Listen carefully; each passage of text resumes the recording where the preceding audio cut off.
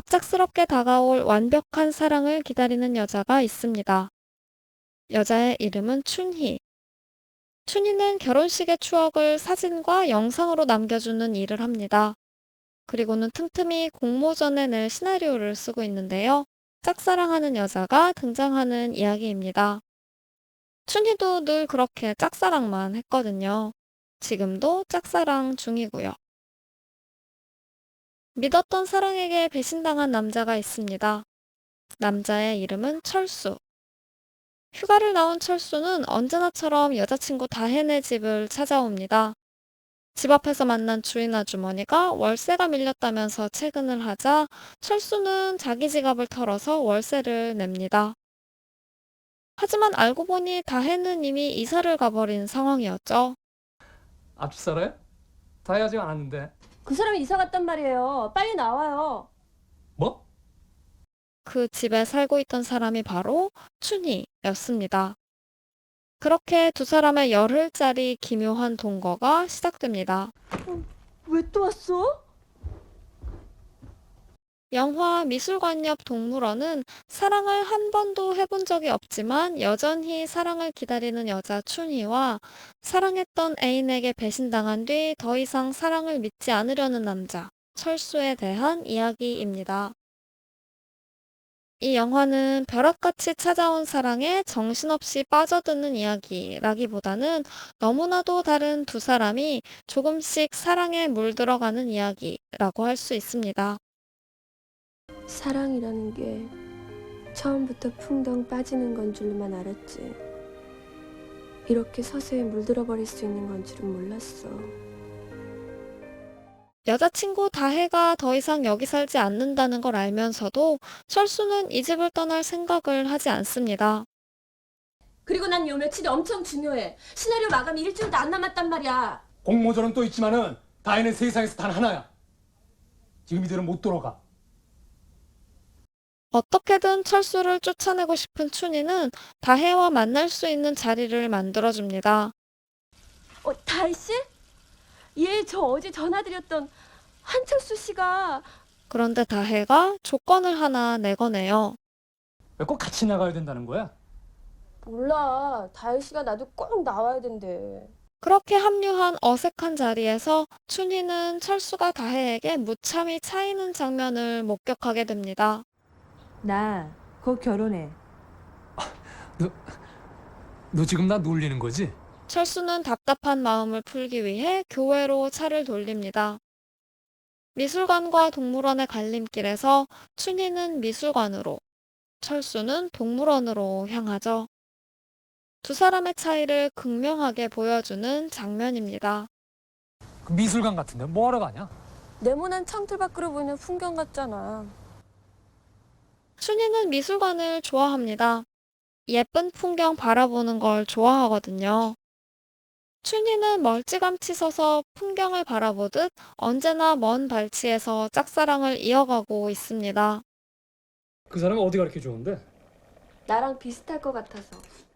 용기를 내어서 직접 그 사람에게 다가가기보다는 자신이 바라는 그 사람의 모습을 계속 상상합니다. 그러는 동안 좋아하는 마음은 계속 커져만 가죠. 하지만 실제 그 사람의 모습은 어떨까요? 춘희가 상상한 모습 그대로일까요? 그 사람이 자기 생각과는 다르다는 것을 알게 될까봐. 그래서 소중히 키워온 이 환상이 깨질까봐 춘희는 그저 지켜보기만 하는 것일지도 모릅니다. 나한테는 안 어울릴 거야. 지금 신은 신발처럼 편하지도 않을 거고. 신어보지도 않고 어떻게 알아? 매사 이런 식이다 보니 춘희는 아직 연애 경험이 없습니다. 하지만 여전히 운명 같은 사랑이 찾아올 거라고 믿고 있죠. 철수는 동물원을 좋아합니다. 이미 완성된 작품을 가만히 지켜보는 것보다는 좀 시끄럽고 냄새가 나더라도 살아 움직이는 동물을 보는 게 더 재밌기 때문이겠죠. 춘희가 생각하는 사랑이 추상적이라면 철수가 생각하는 사랑은 구체적입니다. 첫눈에 반한다는 게 그게 다 착각이고 환상이란다 얘야. 사랑은 처음부터 사랑으로 오는 거야. 영원할 순 없어. 사랑 사랑 나름이지. 아니, 하지만 결혼할 사이인지 아닌지 잘 모르. 그러니까 같이 잡아야 결혼할 사이인지 아닌지 알 수가 있지. 춘희와 철수는 이렇게나 다릅니다. 미술관과 동물원만큼이나요. 얼핏 보면 두 사람의 차이는 단순한 취향의 차이인 것처럼 보입니다. 하지만 조금 더 들여다보면 사랑이라는 경험의 차이가 결정적인 차이라는 걸 알 수 있습니다. 하지만 지금은 당신의 입장으로 돌아가 생각해 보고 있습니다. 받아들일 건 받아들이고 잊을 것은 잊어야겠죠. 그래도 마음속의 아픔은 어찌하지 못합니다. 계절이 옮겨가고 있듯이 제 마음도 어디론가 옮겨가기를 바라고 있습니다. 춘희는 이 시를 아름답다고 말합니다. 이 시 너무 아름답지. 내가 제일 좋아하는 시야. 자신의 입장을 버리고 상대방의 입장이 되어본다는 측면이 좋았겠죠. 춘희가 생각하는 사랑은 배려니까요. 만약 네가 아직도 다혜 씨를 보내줄 마음의 준비가 안 됐다면 그건 사랑이 아니라 자기 집착이야. 하지만 철수에게 이 시는 너무나도 아픕니다. 아무리 생각해도 제정신으로는 납득이 되지 않아서 나를 버리고 상대방의 입장에서 생각해야만 하는 상황. 잊을 것은 잊어야 한다고 생각하지만 제멋대로 옥신대는 마음. 시간이 지나가기를, 이 아픔이 잦아들기를 기다릴 수밖에 없는 무력함. 넌 사랑을 언제나 머릿속으로만 해. 그게 다라고 여기고 자기 생각에만 빠져 있으니까 언제나 그 모양인 거야. 사실 저 시에 담겨 있는 건 두 사람이 시작한 사랑을 영문도 모른 채 혼자 수습하고 있는 한 사람의 모습입니다. 창 건너편에서 바라보는 춘희에게는 그게 성숙하고 아름답게 보일지 몰라도 그 거센 소나기를 견뎌내야 하는 철수에게는 슬프고 아픈 장면이죠. 너 아까 그 시 아름답다고 했지? 언젠가 그 시가 너에게 아픔으로 다가온다면 그땐 아마 좋은 글을 쓸 수 있을 거야. 공모전 마감이 코앞인데 그 사이에 사랑을 느끼기는 어렵겠죠? 철수는 결국 춘희의 시나리오 작업을 돕기로 합니다. 동물원? 멋있지? 아니. 난 미술관. 안 돼. 이건 어때? 두 사람은 그렇게 시나리오를 같이 쓰게 됩니다. 서로 좋아하는 사람이 있는 상태에서 알게 된 사이라 그런 걸까요? 굳이 서로에게 잘 보일 필요 없는 두 사람은 있는 그대로의 자연스러운 모습으로 함께하게 됩니다. 서로 버럭대며 싸우기도 하고요. 다혜였잖아. 그쪽 전화만 왜 끊었겠냐? 그러길래 누가 남의 집 전화번호 주래요? 근데 왜 계속 반말 써? 별로 알고 싶지 않은 것까지 알게 되기도 합니다. 넌 양말도 없냐? 맨발로 가게? 빠는 게 귀찮아서. 가자. 두 사람은 생활 리듬이 다르고 웬일로 벌써 일어났냐? 이제 잘 거야. 취미도 다릅니다. 정말 음악 싫어해? 좋아하나 보지? 그럼. 같은 공간에서 생활을 한다는 건 그만큼 많이 부딪히게 된다는 뜻이기도 합니다. 그러다 보니 잔소리가 늘기도 하죠. 아, 문 좀 닫고 해. 시끄러. 잘했어. 내가 지금 원하는 대답은 알았어지 다 했어가 아니야.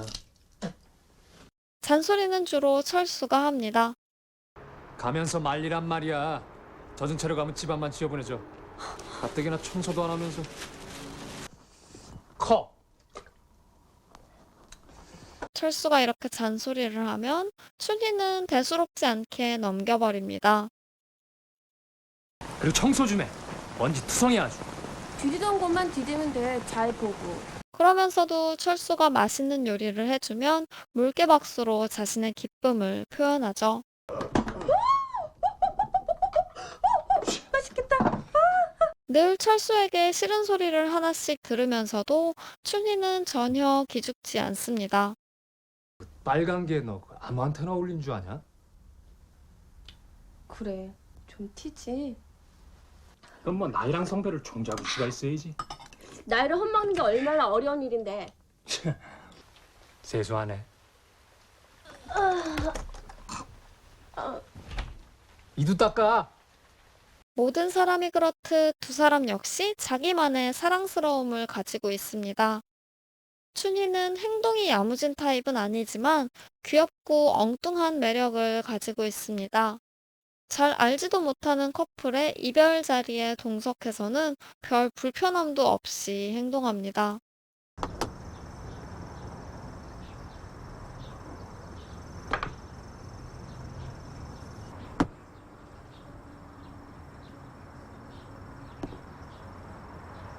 여기로 마셨어. 손으로 뷰파인더를 만들어 보는 특별한 취미도 가지고 있습니다. 이렇게 하면 다 의미가 있어 보여. 철수는 쉽게 버럭하지만 의외로 꼼꼼하고 세심한 면을 가지고 있습니다. 넌 물컵도 없냐? 있었는데 다 깨졌어. 가지고 있던 컵을 다 깨뜨렸다는 춘희의 말을 기억하고 일부러 깨지지 않는 컵을 사다 두기도 하고요. 무슨 그림이 이렇게 유치해? 안 깨지는 걸 달라고 그랬더니 유아용을 주더라. 춘희가 지나가듯 했던 말을 기억하고 근데 어째 집에 라디오 하나 없냐? 오디오 하나 장만하려고 돈을 모았었는데 그만 전망 좋은 방에 반해버려서 다 날렸어. 깜짝 선물을 준비하기도 합니다. 저녁 노을에는 경계가 없습니다. 그래서 언제 어디에서 어떻게 시작되었는지 알 수 없죠. 춘희와 철수의 마음속에도 서로를 향한 간지러운 감정이 저녁 노을처럼 번져갑니다. 어쩌면 사랑은 공백 속에서 점점 커져가는 것일지도 모르겠습니다. 그 사람이 없는 곳에서 그 사람과 함께하고 그 사람이 없는 곳에서 그 사람과 대화하면서 말이죠. 철수는 춘희가 그랬듯 뷰파인더를 만들어 봅니다.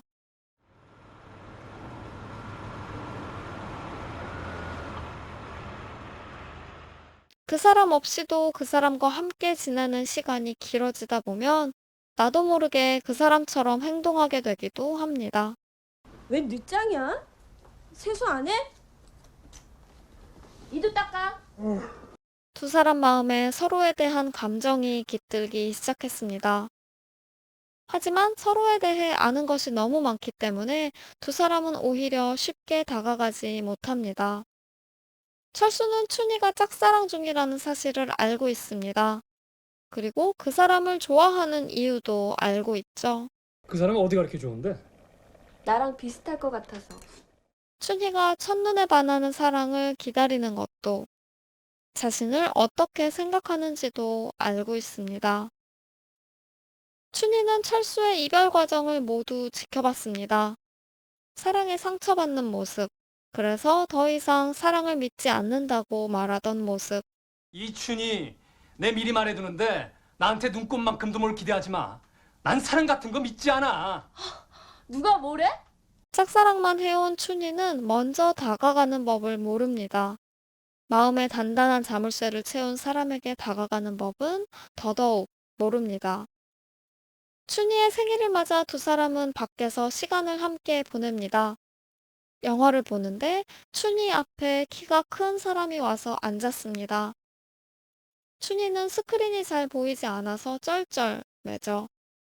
춘희의 상상 속 그 사람은 능숙하게 자리를 대신 바꿔줍니다. 철수의 상상 속 그 사람은 조용히 자기 쪽으로 머리를 기대옵니다. 기대와 다른 현실에 두 사람은 왠지 시무룩해지죠.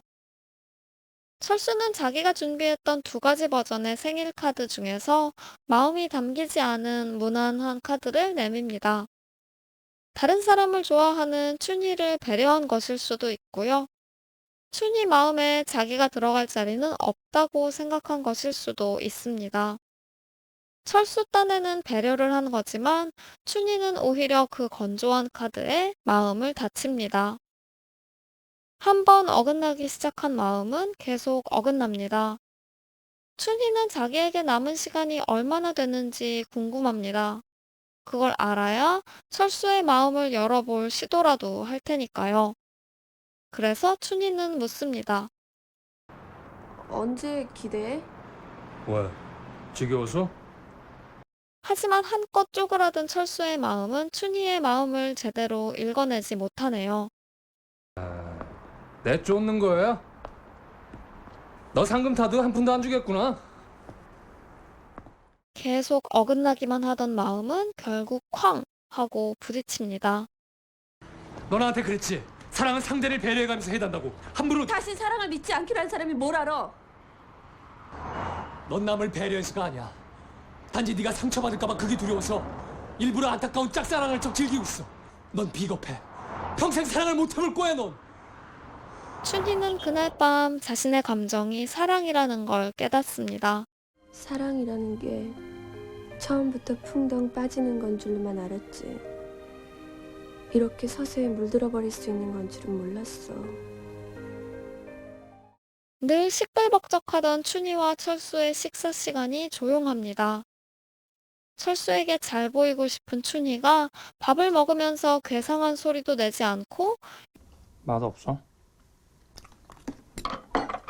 아니, 근데 왜 조용해? 괴상한 소리 안 내냐고.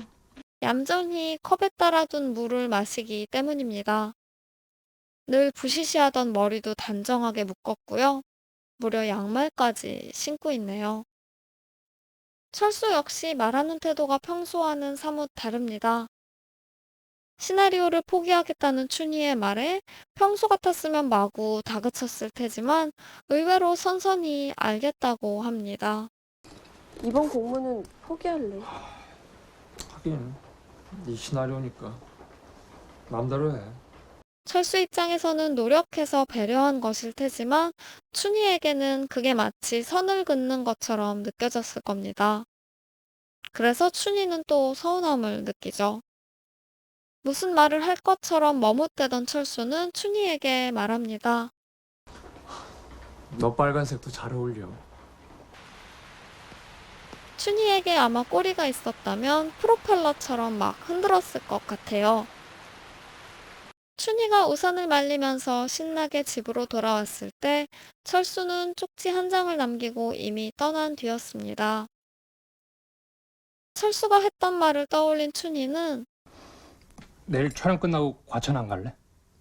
바쁘게 과천으로 향합니다. 영화 초반에 등장했던 갈림길이 다시 등장합니다. 처음 이 갈림길에 섰을 때 춘희는 당연하다는 듯 미술관으로 향했습니다. 춘희는 미술관을 더 좋아하니까요. 하지만 이번에는 동물원으로 향합니다. 철수가 동물원을 더 좋아한다는 걸 알고 있거든요. 내 마음보다는 내가 좋아하는 그 사람의 마음을 헤아려 보는 것. 그런 게 사랑일까요? 춘희가 철수를 찾아 동물원을 헤매는 동안 철수는 미술관을 구경했습니다.